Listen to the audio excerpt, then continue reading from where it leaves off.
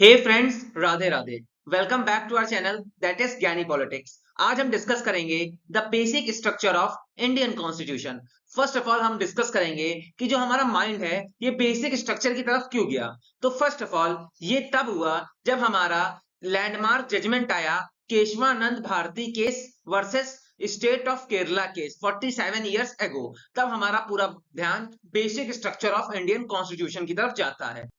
Basically अब हम इस केस के रिगार्डिंग बैकग्राउंड पे डिस्कस करेंगे। Since the adaptation of Indian constitution, debates have started regarding the power of parliament to amend the provision of constitution.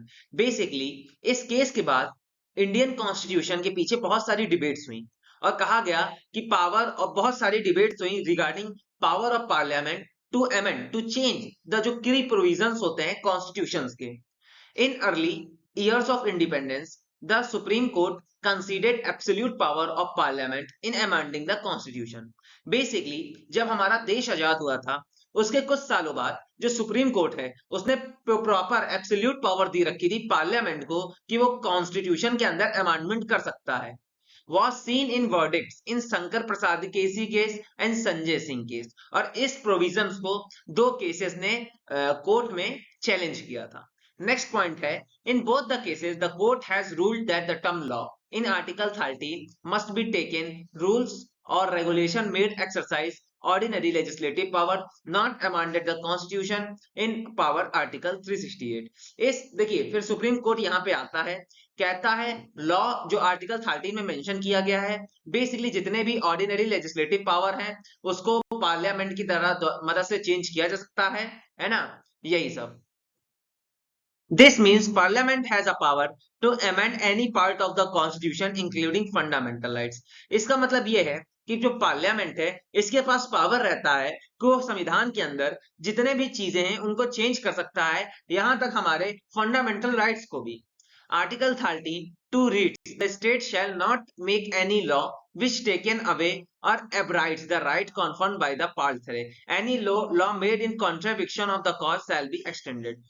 However, the Golaknath case, the Supreme Court held that the Parliament could not amend fundamental rights, and this power would only with a constitutional assembly। अब जो हमारा Golaknath case 1967 में आया तब supreme court ने कहा कि parliament के पास अब अधिकार नहीं रहेंगे कि वो फंडामेंटल राइट्स में भी चेंजेस कर सकें। द पावर वुड ओनली, और ये पावर कि आप चेंज कर सकते हैं फंडामेंटल राइट्स में, ये केवल कॉन्स्टिट्यूएंट असेंबली के पास है। The court held that an amendment under article 368 that law. अब इसके बाद कोर्ट ने अमेंडमेंट किया आर्टिकल 368 में लॉ के regarding meaning of article 13 takes away a fundamental rights conferred by part 3 it is void। मतलब किसी भी प्रकार से पार्लियामेंट को फंडामेंटल राइट्स में छेड़छाड़ करने की कोई अनुमति नहीं होगी। To get over the judgment of supreme court in the Golaknath case, RC Cooper case and Madhav Rao SC India case, then government headed PM Indira Gandhi has enacted major amendments। अब इन केसेस के बाद पीएम जब हमारी प्राइम मिनिस्टर इंदिरा गांधी ने कॉन्स्टिट्यूशन के अंदर बहुत सारे अमेंडमेंट किए like 24, 25, 26 and 29। All four amendments bought government challenge. अब इन अमेंडमेंट्स के बाद गवर्नमेंट ने चैलेंज किया केशवानंद भारती केस को।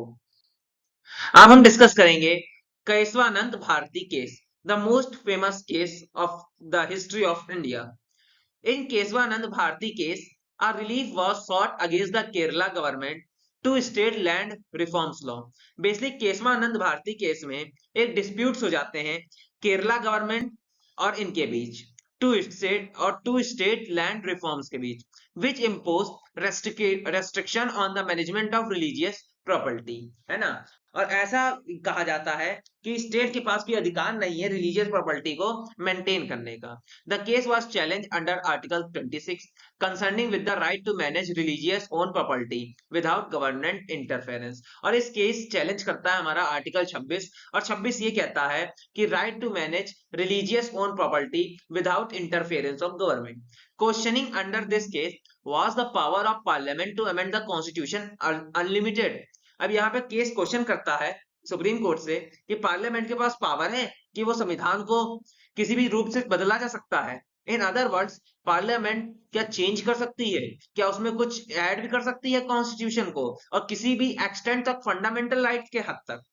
तो बेसिकली यही था मेरा video regarding the basic of fundamental rights and Keshavananda Bharati case.